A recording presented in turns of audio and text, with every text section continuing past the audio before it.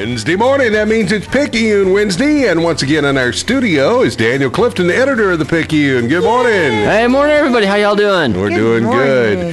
This edition of the Picayune should be on your doorsteps this morning. If you're not getting your copy, listen at the end of the interview, and we'll tell you how to pick up a copy. But let's talk about what's in this week's edition. Of course, a big weekend coming up, a 3-day weekend, Memorial Day, and y'all have got a great story on the front page there about remembering the fallen heroes in our era. Yeah, we tried to do the best we could and look up all the list of the men who've died in uniform during one of the major combat from World War II on.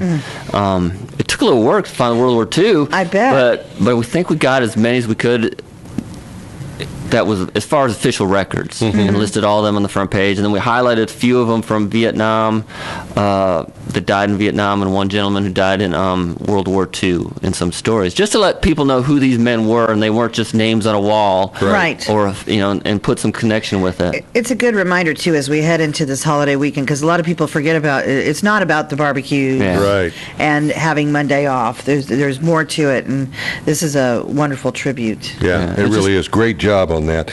Also, this weekend is the Llano Bluegrass Festival. It was known as the Blue Bell Bluegrass Festival, but now that we don't have any Blue Bell ice cream, they're still calling it that. They're still honoring Blue Bell. Yeah. But Blue Bell's still a sponsor, I believe, and they're going to come back. It's just a little hiccup in the plans. Yeah. Yes. But and so Kay was telling me earlier this week they're going to have homemade ice cream. Yes. Yeah, apparently they're having a cobbler contest, and for folks who, if you have cobbler, some folks, you have to have ice cream. Right. Right. And so some folks in Llano have stepped up to make some homemade ice cream. Oh, that's better than Blue Bell right there. And that's saying a lot, because you can't hardly beat Blue Bell ice cream. I know. When it comes to homemade ice cream, that's the place. And some great entertainers performing there this weekend, and you can read all about it in this week's edition of the Picayune. Also, you got a story in this week's edition about a Faith student, Faith Academy, a student who really is an inspiration to all of us. Tell us about that. Yeah, Kaylin Norton, she's 16 now, a junior going into her senior year at Faith Academy.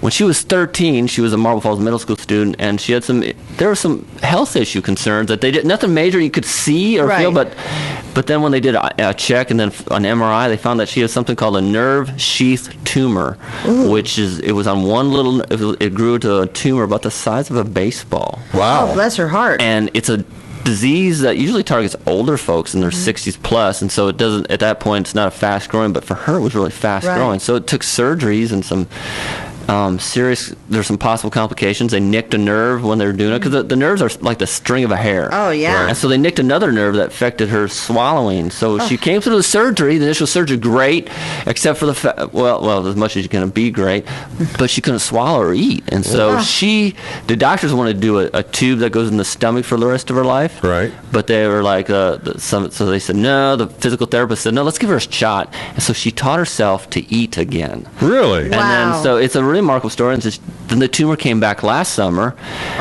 and so she had to go under 2 more surgeries at least, and she's recovered. It seems like she's doing well. It's an amazing story. She's a great kid, very friendly. You think of somebody like this who could be really just kind of just wrapped up in her own world, or just like poor me. Yeah. Not her.